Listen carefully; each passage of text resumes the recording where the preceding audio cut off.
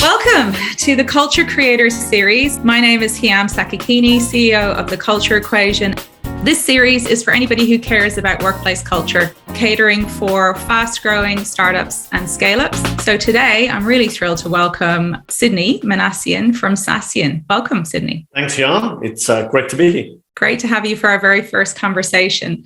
Now, Sidney is the current CEO of Saasyan and a leader in AI-powered student safety SaaS solutions serving the K-12 education market globally. With over 20 years experience founding and leading multiple tech ventures in Australia and the US, Sidney has firsthand experience in successfully raising capital, building teams, developing products, creating go-to-market strategies, strategic partnerships, and of course, M&A transactions. Along with his success, Sidney is equally proud and vocal about his failures, where he openly shares his battle scars and draws on his lessons in becoming self-aware, building resilience, creating values-aligned teams, and reinvention. Thrilled to have a veteran of tech and tech startups, someone who really understands building culture from scratch. Who's Sidney Minassian when you're not the CEO of Saasyan? Tell us about you and your world. Sure. So I'm a dad, 3 kids, daughter 17 and 2 boys, 15 and almost 12. So very, very proud to have the honor to, be a dad. And that's another leadership role where you have to worry about, culture, values, their growth, alignment, bringing them on the journey, all that good stuff. I love cooking. So whenever I get a chance to cook, I will. I don't follow recipes. I love making stuff up. That's in line with my innovation and creation value anyway. So I enjoy cooking. And I also love speaking and coaching. So I do a little bit of coaching work outside of my CEO role, helping other founders with growth. And as I always say, there's always 2 stories with growth. One is how you grow your business, and the other one is who you become on the journey. So a lot of deep conversations around mindset and self-awareness and how do you become your extraordinary as you also create business. Those kinds of things really fascinate me. So I listen to a lot of podcasts, a lot of books, things like that to do with, the self as well as leading. So, yeah.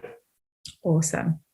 Tell us a little bit more about Saasyan, Sidney, before we get into the how and where of building culture in this particular organization. Absolutely. So Saasyan, as you mentioned already, is a AI-powered online student safety SaaS solution. I'll start talking firstly about our mission, which is enabling schools to ensure the online safety of their students. In today's tech world or tech everything world, it's obvious that kids are online all the time. Education, social experiences are all centered around technology. And while we're all in the tech space and we're advocates of innovation, of course, with everything in the world, there is the flip side, and there's a lot of harm that can take place online, whether it's online bullying or whether it's kids expressing self-harm or concerns around their own self-harm.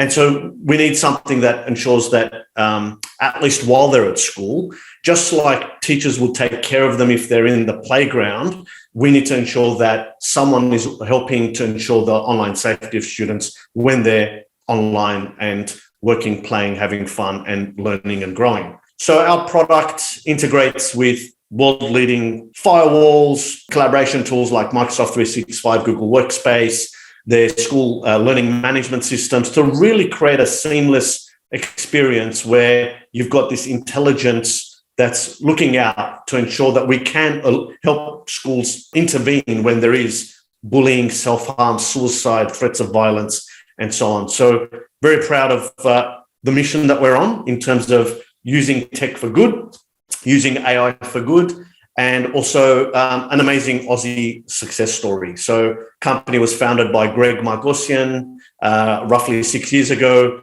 built it up to now. Today, we're serving over 400,000 students, over 660 schools across ANZ, and we're now pushing into the global markets. Fantastic. And tell us a little bit about your team. How has your team grown alongside the business? Yeah, so it's been fairly organic, I think.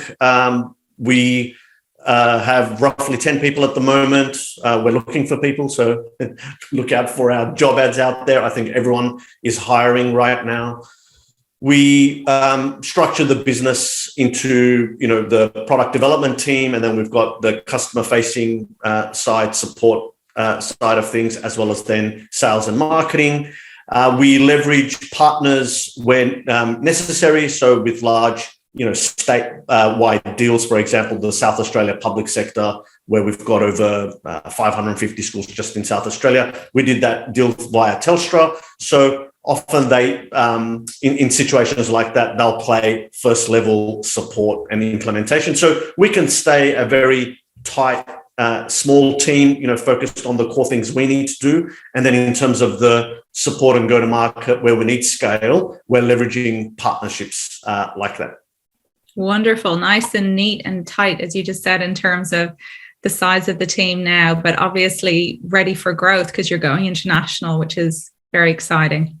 That's right. It's one thing to say, we can do everything, but part of me coming in as CEO was to help operationalize the business and think about, well, what do we need from a scale perspective? And of course, we're going to spend a bit of time talking about culture, but then there's all the other operational aspects, including roles, responsibilities, headcount, process, governance, things like that. And of course, there's so many things one person can do. So ultimately, yes, you need to add headcount. And, we've been from day one very disciplined in building this business in a profitable way. And we're a little bit different to other SaaS scale-ups. And we're going to continue doing that. So we've got a lot of financial discipline in the business as well as operational growth discipline. So we're adding headcount, we're adding growth, but in a very disciplined, structured way. Brilliant. So at the culture equation, we believe that it's never too early to think about your culture. And obviously at 10 people, I know that you think still at this very early stage, very deeply about your culture. What does the word culture mean to you, though, before we go on? Before I talk about what it means to me, I'll tell you, every time I hear the word, there's a heartbeat that skips. And I think it skips because it is so important. And you mentioned a little bit around having the battle scars and being on a life full of, startup lessons. It is so important. So you're right, you're never too small to be thinking about this. And it skips because if you get it right, it can be so good. And if you don't get it right, it can be so fatal that it's a big responsibility. And it's also exciting. Like you feel like that's the magic potency of how you can shape the success of the company. And of course, success isn't just financial, it's people want to be there. Customers love you. Partners have good relationships with you. They can count on you. Your team knows you as a leader and as a company are going to do the things you say you're going to do, and so on, right? So success can be measured in so many ways. But let me take it back and say, what do I think of when you say the word culture? I actually think of a living organism that is constantly morphing. And, it's got a life of its own. So with or without you, it exists. So you can put your head in the sand and sort of go, oh, we're too small, or, we just do something fairly straightforward. We don't need to worry about that. But I can tell you that it exists. Whether you don't, recognize it or you do recognize it, doesn't matter. Whether I recognize it or not, it doesn't matter. It exists. And you can influence it, but you can't really control it. You can give it direction, you can give it some love, you can set some boundaries, but you have to be empathetic of its own existing DNA. So even if you're trying to shape it or take it somewhere, you can't just overnight change it, right? Because it's got a life of its own, it's got a DNA of its own, and it's going to take time. So the sooner you realize that this is something that you need to give real priority to, it's never too soon. Yeah. And so, like I was saying, I've got the heartbeat skipping. If you can create the right environment, feed it with the healthy and appropriate inputs, it will morph into something that will serve you really well. And the opposite is true. If you don't do those things, it won't. And when I think about the right environment, I'm talking about there's like intent in the design of your culture. It has supporting systems. there are boundaries. You give it attention. So it's a bit like your garden, like, you don't want weeds, going everywhere. And when I'm talking about the healthy inputs, I'm talking about, is it mission driven? Is there alignment to values? And have you taken into context your industry, your stage of business, the size of your business? So you're never too small to pay attention to culture, but you've got to make sure that you're not trying to do the same things as, let's say, what a Netflix or a Disney would be doing. You have to be stage appropriate and relative to your starting point as well. That's a good thing to think about relative to your starting point and your stage. So you're quite small, but fast growing at this stage. What are the things you're paying attention to? What are the things you're actively cultivating when it comes to your culture? Well, every time, and I do this with my kids as well as I do this with my company, it always starts with you, as in the leader or the person who cares about whatever change or whatever direction that you're trying to bring. So for me, I'm paying attention to, firstly, being authentic myself, right? And always saying, well, am I asking the team to do things that I'm not doing? Or are we saying one thing and then doing another? That really matters to me. I look out for that. So I look out for the authenticity part. Then there's the consistency, because it's like saying, for example, I want to be a marathon runner, and, I can say all the great things and I can mean all the right things, but I haven't changed my diet and I'm not getting out and going for run and I'm not hitting the gym with weight training. I'm never going to get there. So there's no consistency in an alignment in the things that we're talking about to the things that we're doing and in all of the behavioral points, right? And then in line with that, I look for, are our values that we talk about turning into virtues? So can we identify that, that behavior just now was something that was designed and intentional, and we celebrate that? We'll go, yeah, very good. Thank you for doing that. Thank you for raising that. Thank you for, doing something that is aligned to the culture we're trying to cultivate here. And so looking for the values to virtues is what I'm looking for here. So, they're the sort of foundations. And then outside of that, well, it's the touch points with the team, the one-on-one sessions with each team member. It's the monthly all hands, even though we're a small company and I talk to everybody almost every day. So it's a bit funny because we go, we're having a monthly all hands. Okay, it's us again. But it's that discipline that we've started putting in now. And we're saying, well, it serves a purpose because we know that you can't communicate enough either. There's a handful of things that's going on. That's awesome. So I love this daily, weekly, monthly rituals idea around reinforcing your values. So around going from something that's quite organic and it's got a life of its own, it's got its own DNA, to something that now you're intentionally shaping and designing, and it's being reinforced from values to virtues through these types of touch points. So give us an example of a couple of those touch points and the kinds of things that happen that reinforce your values and turn sort of maybe accidental behaviors into things that people realize are really values aligned and virtues. At Saasyan, we've got, firstly, we did like me coming in, there was an opportunity to, revitalize some of the things that we cared about and the founder, Greg, cared about, right? And being values-led and building a culture that, relies on predictability, right? And so not only from a systems perspective, but how we will behave with one another, what things we hold true and important and of high value. So we went through a process, firstly, between Greg and I to, revitalize the company values in which we, as shared leadership, want to now take this forward. And we came up with the 7 C's. All our values start with a C.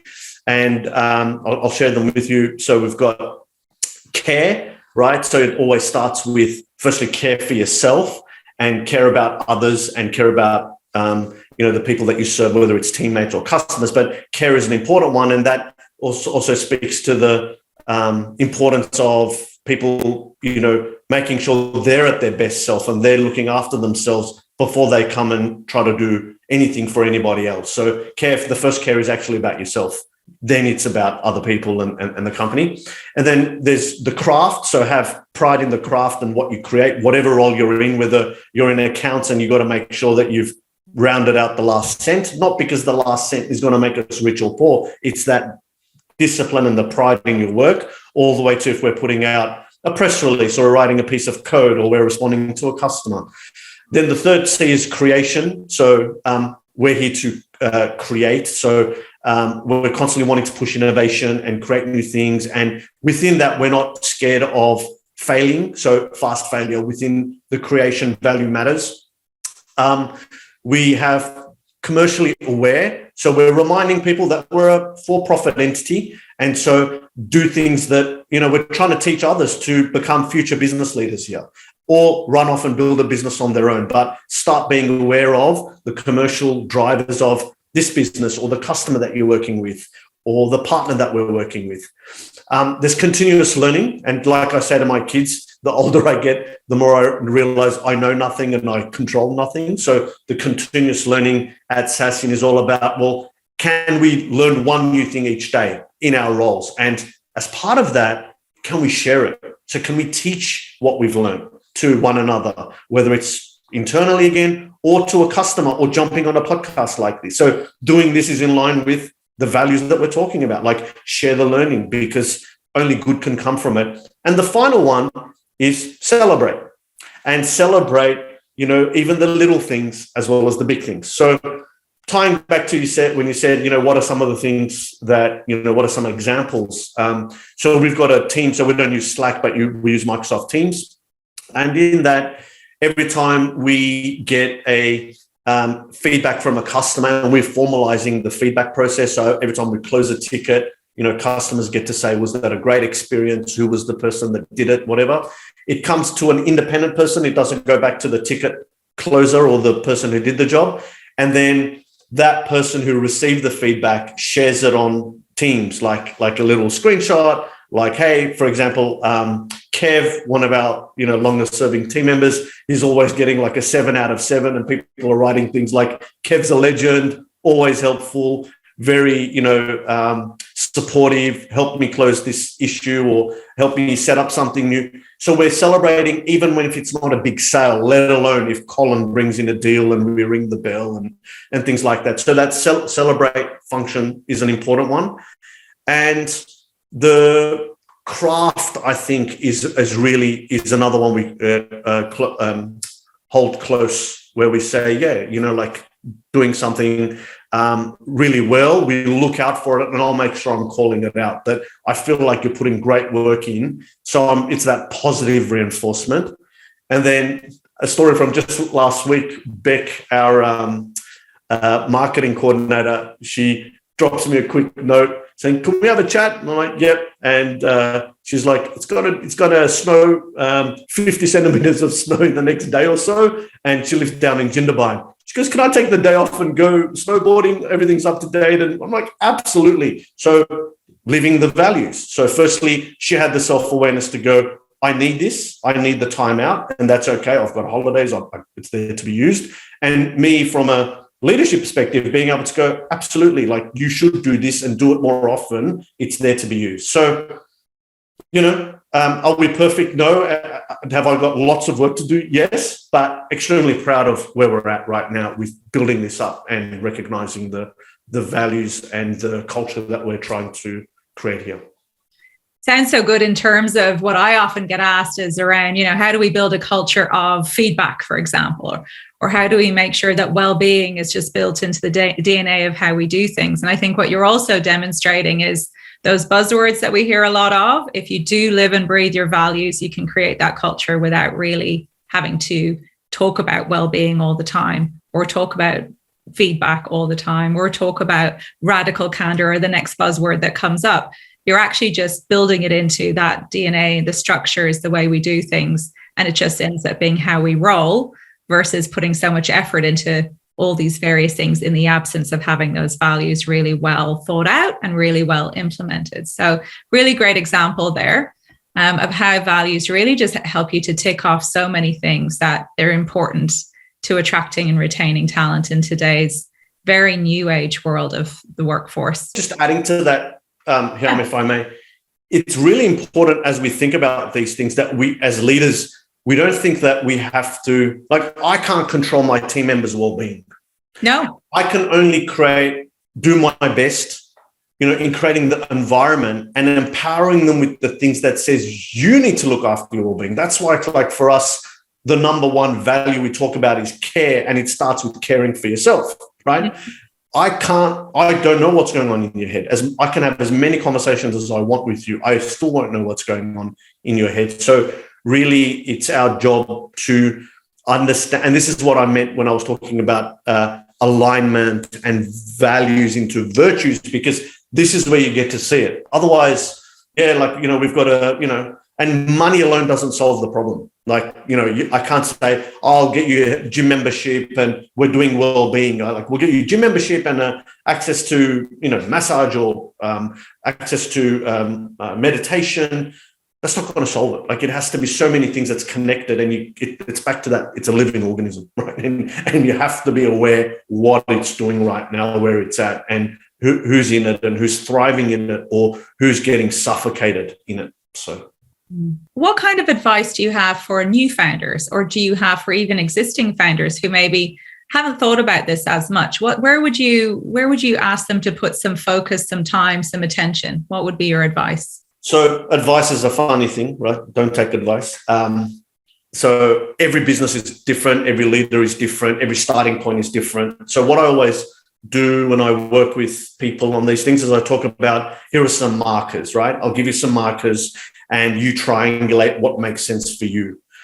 So some of the things that I think worth sharing for people to maybe think about as they think about this for their own businesses always starts with you. So have a bit of a conversation with the person in the mirror, and making sure that your own behavior is aligned to the values that you want. And this is not a moral judgment, by the way, because there is, like, for me, I'm not saying there's right or wrong values. I'm saying to get the culture right for you, make sure that you're living the cultural values that you are going to ask the rest of the company to live and die by, right? So how you show up, your behavior, and it includes everything. Like, even it's that side comment about a customer situation. It's that, reaction to a vendor situation. It's the, internal team member letting you down, or, work that goes unnoticed that's needs attention and needs to be highlighted, that says, good job, you did a great job, I'm calling it out. Even those little things matter. So firstly, start with yourself. What are you doing as a leader to really be a living example of what you're asking others to do?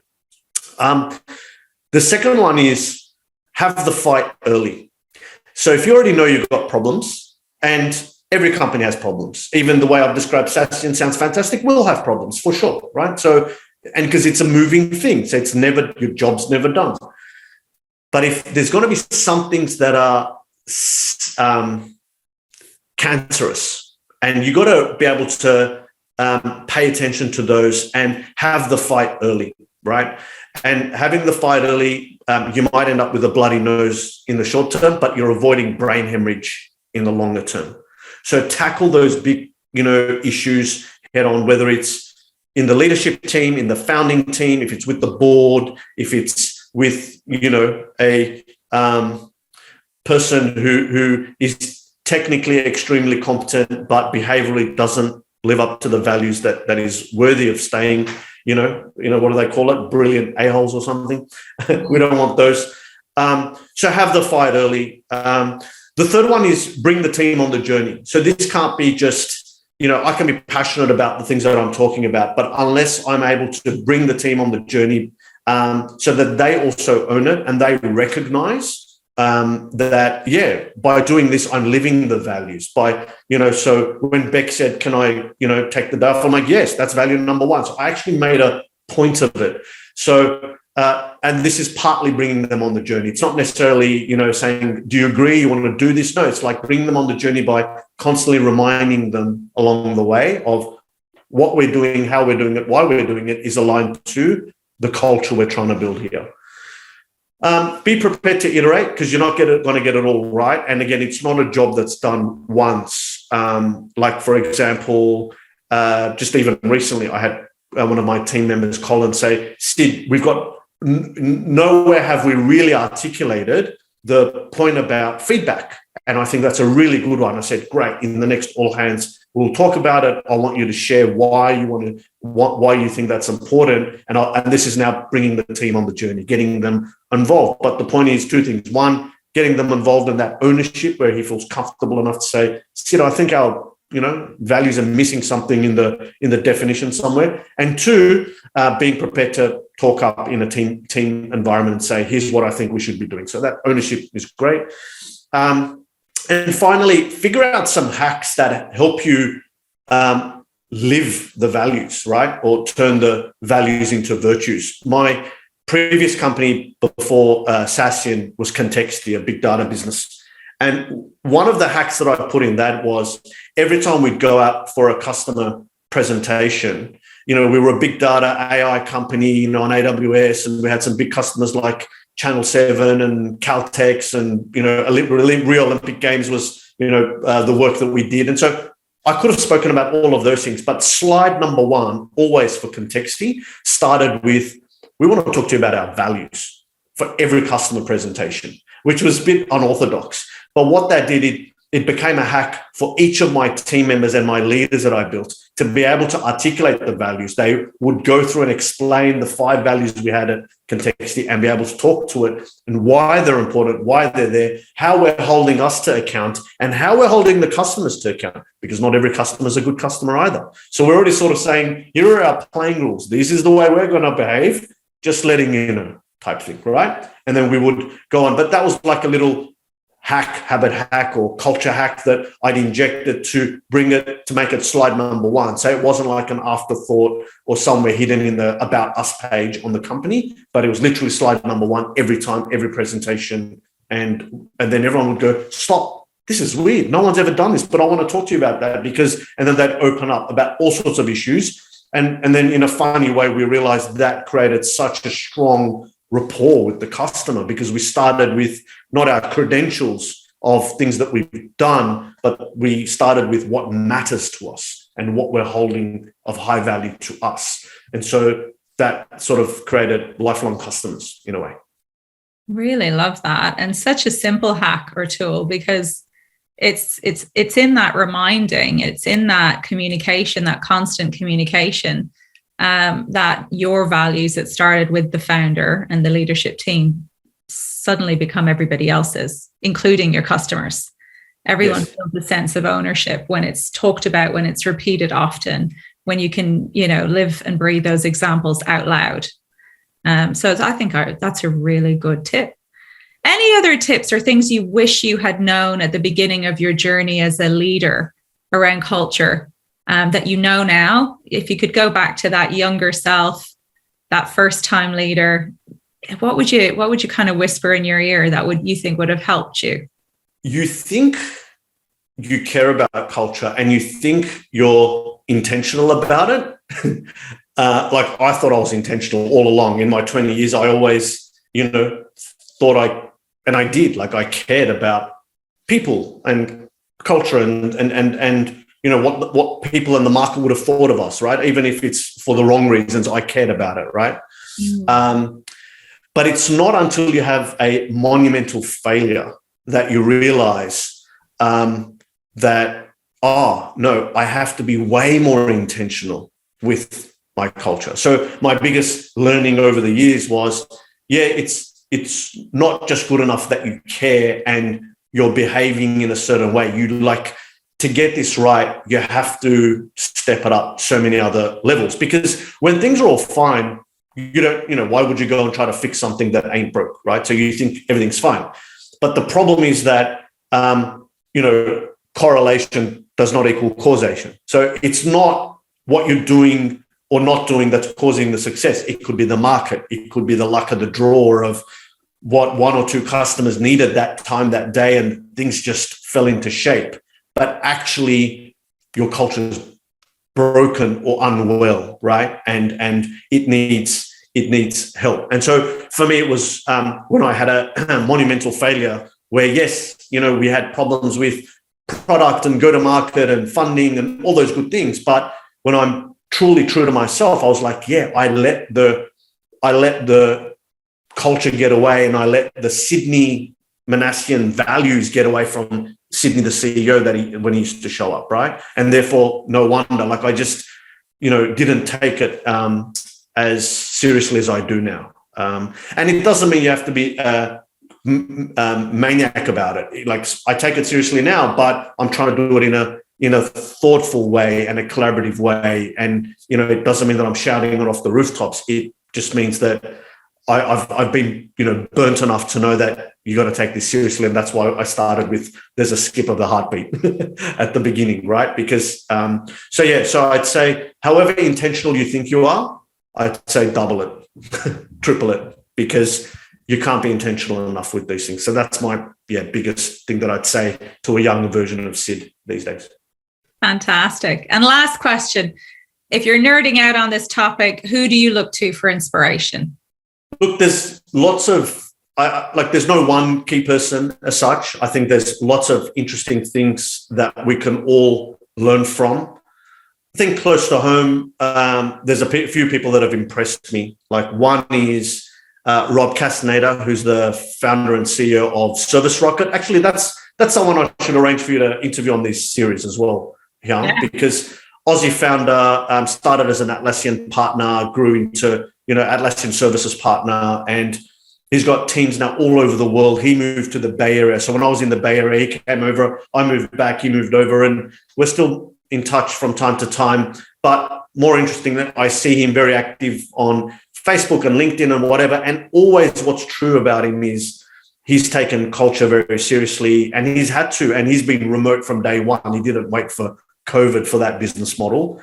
And how do you, and all his team members, they've all got soul. They care. Like you see the joy and wantingness or willingness to be part of that company. And I attribute that to the way Rob handles himself and what he's done in the business. And it hasn't been perfect and hasn't been a straight line, like, of course, but that's someone that I'm like, yeah. And the other thing that I really respect about Rob is, like me, 3 kids. So he's a working dad. And so he takes his dad role seriously as well, like I do, right? About what's the relationship we have with your kids, what kind of example he's setting for them. So anyway, that's someone that I value. Then I'm all over like listening to podcasts and just, books, listening to books. I don't read books. And my daughter would say I'm cheating, but it doesn't matter. So I'm listening to books and there's a Bixagy I listen to. That's quite a good startup podcast where it's always about how people grow the business, but you always hear things around culture setting in those circumstances when founders share what they've done. So a little bit broad, but I'd say if I have to pick one homegrown Aussie success, that's not the typical one we'd expect. It's Rob from Service Rocket. Fantastic. Well, lovely to chat to you. It's clear that this is something that you think a lot about. You are very intentional. You know that it's going to take a life of its own if you don't look after it like a garden, as you mentioned, or like an organism, or like something that actually is living and breathing. And it's so true. And before you know it, you do have to unwind a lot of problems and a lot of hell if you do let it take its own form. So well done you, and congrats on everything that you've done as a leader in this space. And thank you for helping us to tell the story around how to thoughtfully and intentionally design and implement your workplace culture. Well, congratulations on launching this podcast series, firstly, and the amazing you do with the scale-ups. And thanks again for having me on the show.